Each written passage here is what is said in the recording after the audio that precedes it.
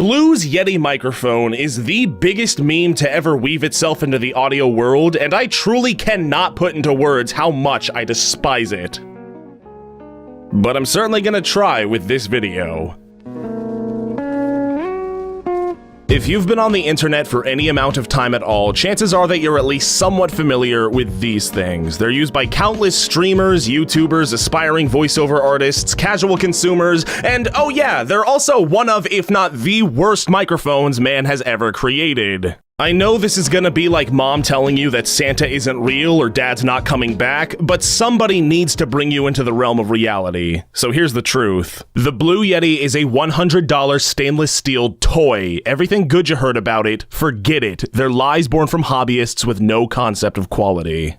Well, actually, Ouija, I can already hear droves of you typing. I have a Yeti, and I'll have you know that it is a high-quality, great-sounding microphone that rivals studio-grade equipment. Yeah, okay, I'm sorry. I just need to stop you right there, because you're pretty horribly wrong, actually. But hey, don't just take my word for it. Allow me to demonstrate. My name's Ouija the God, and I spend 14 hours a day watching Family Guy funny moments. My name's Ouija the God, and I spend 14 hours a day watching Family Guy funny moments. Now you notice how this sounds all nice and clean and clear? And how this sounds like absolute total garbage? Well, that right there is the difference between a toy and a real audio setup. Now here's the thing that's really gonna blow your mind. This goes a whole lot deeper than just the Yeti specifically, as all USB microphones, yes, all of them, I'm gonna say it one more time because if you take anything away from this video, I want it to be this, all USB microphones are very, very bad.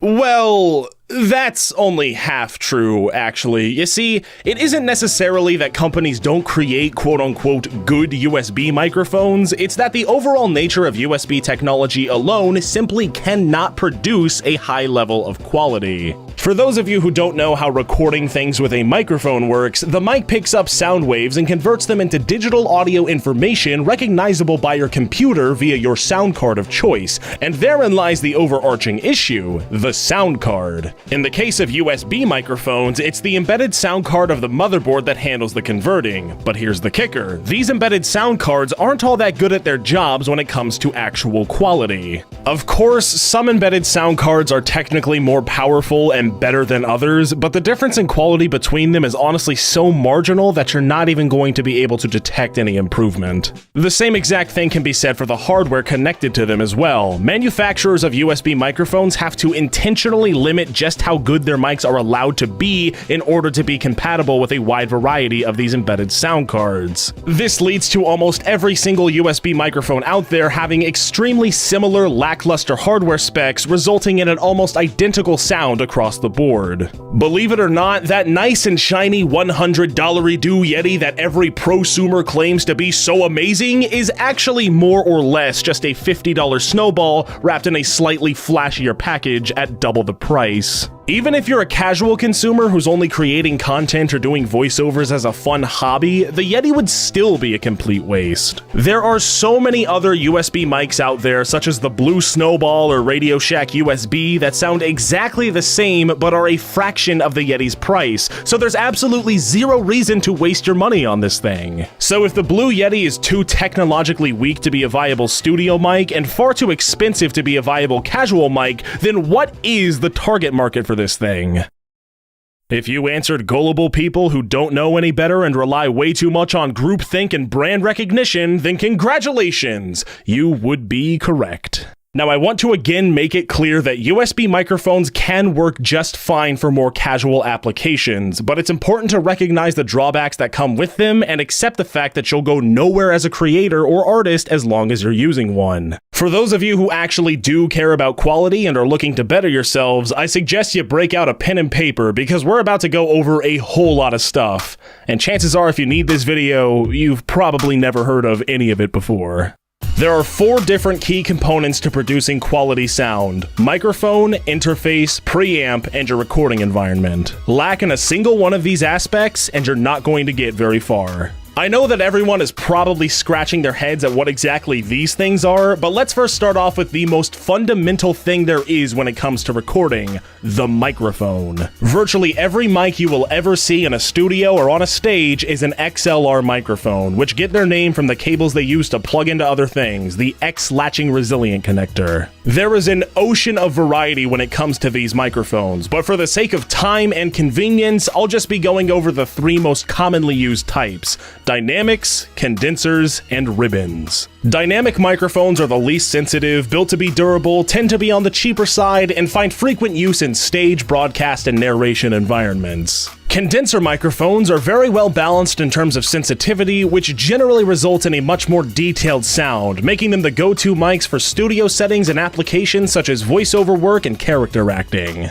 Ribbon microphones provide much warmer, classic-sounding recordings, and a lot of audio engineers swear by them as hands down the best microphones in the entire world. So why not just get one of these? Well, aside from being extremely delicate and susceptible to things like bumping, blowing, and spit, they're definitely not the most affordable option, with good ribbon mics hovering around the $1,000 to $2,000 price range. I'll be going over some specific microphone recommendations a little bit later in the video, but the next two things we need to cover are the interface and preamp.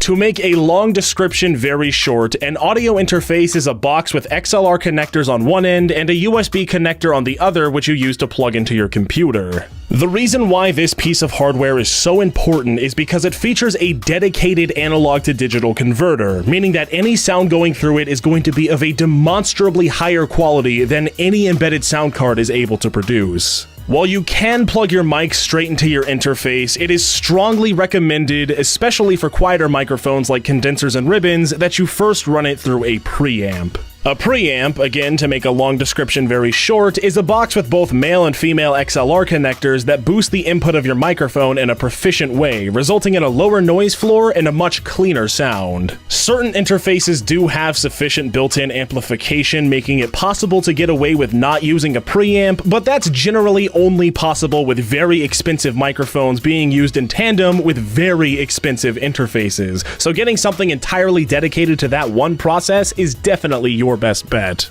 So you plug your microphone into your preamp into your interface, and your interface into your computer. Good job, you now have yourself a real audio setup. Except there's still one thing that a ton of people completely overlook and let ruin them: the recording environment. You got any background noise? Fans, computer, air conditioner, heater, lawn work, construction, mom yelling at you to do your homework? Well, go handle it. It's going to get picked up on your mic, and it's going to ruin your recording. Another massive component to this are echoes. They're bad. Shut your door and clap your hands. You hear any echoing? If so, handle that too. Go to Amazon, buy some RLX acoustic paneling, and cover your walls and ceiling. Pro tip, make sure to pay extra attention to covering any and all corners, because that's where sound waves like to bounce around and amplify the most. If you want to save some money, you can hang up things like big blankets and foam beds around your recording room instead, but it's gonna look like you live in a third world disaster relief shelter, so, I mean, that's kind of up to you. Also, if you don't have a carpet floor, you're really gonna want a carpet floor.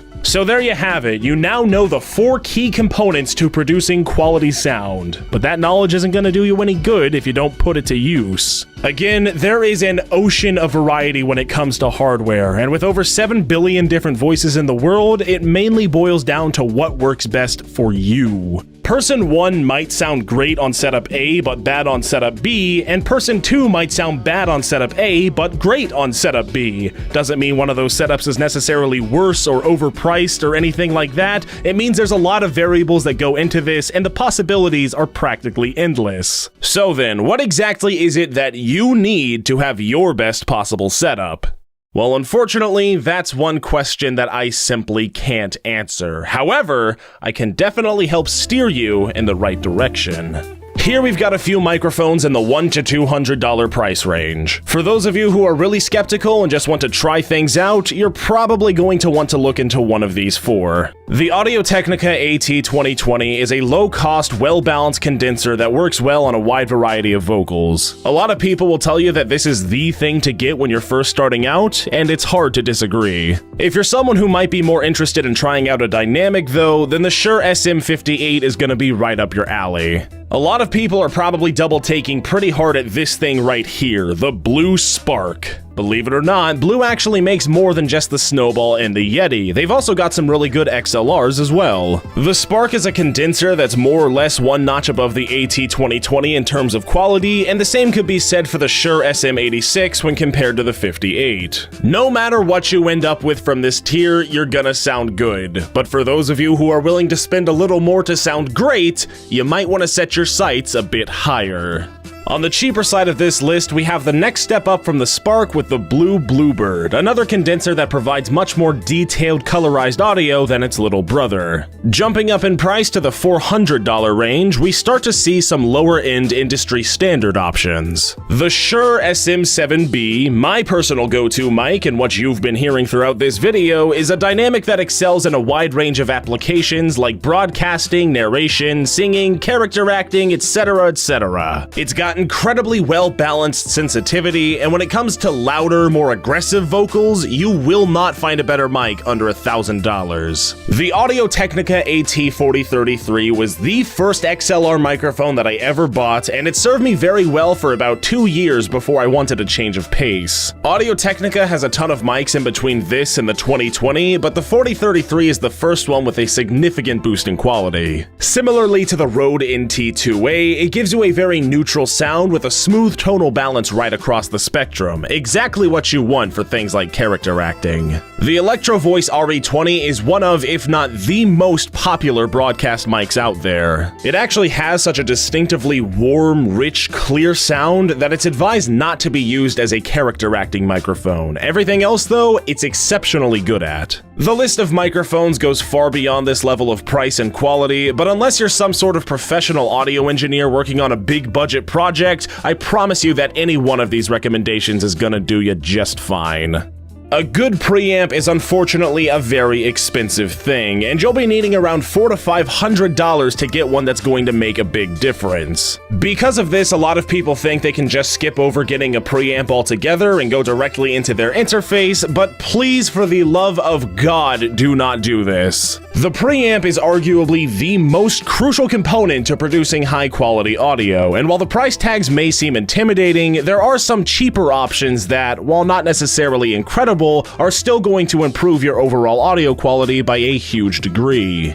The ArtTube MPV3, PreSonus Tube Pre-V2, and Cloudlifter CL1 are the best options when going for something cheaper. I used an MPV3 with my 4033 and it sounded great, and I'm currently using a Cloudlifter with my SM7B and it also sounds great. On the more expensive and better side of the scale, some great options would be the Cloudlifter ZI, the Golden Age Pre-73, the Art Digital MPA2, and the Focusrite ISA1, something that I actually just recently ordered on Amazon and can't wait to use. There's not a single definitive best option here, as they all colorize audio in their own unique ways, but they all do share one key similarity. They make your audio loud, clean, and clear.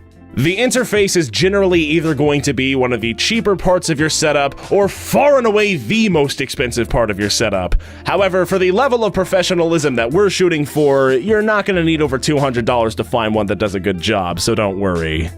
Some recommendations would be the Steinberg UR22 Mark II, the PreSonus AudioBox i2, the Focusrite Scarlett 2i2, the Focusrite Scarlett 2i4, the Line 6 UX2, and the Audient ID4. I can personally vouch for both the UX2 and the 2i4. The UX2 is the first interface I ever had, and the 2i4 is what I use for my current setup. Both work great. Similarly to preamps, all of these interfaces functionally do the same thing. It's how they specifically color and define the audio that you're really looking for.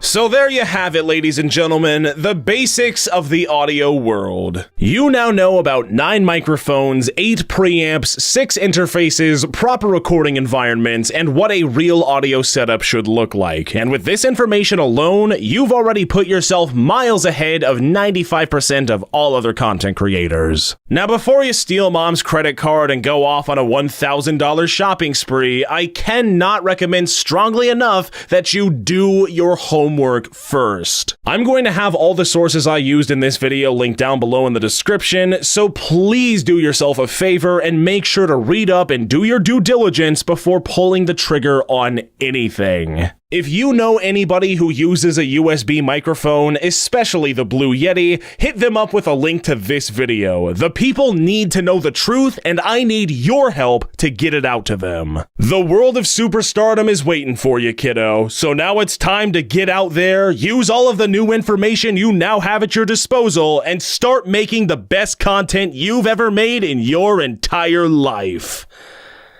Now, if you'll excuse me, I'm off to go put in my daily 14 hours of Family Guy funny moments.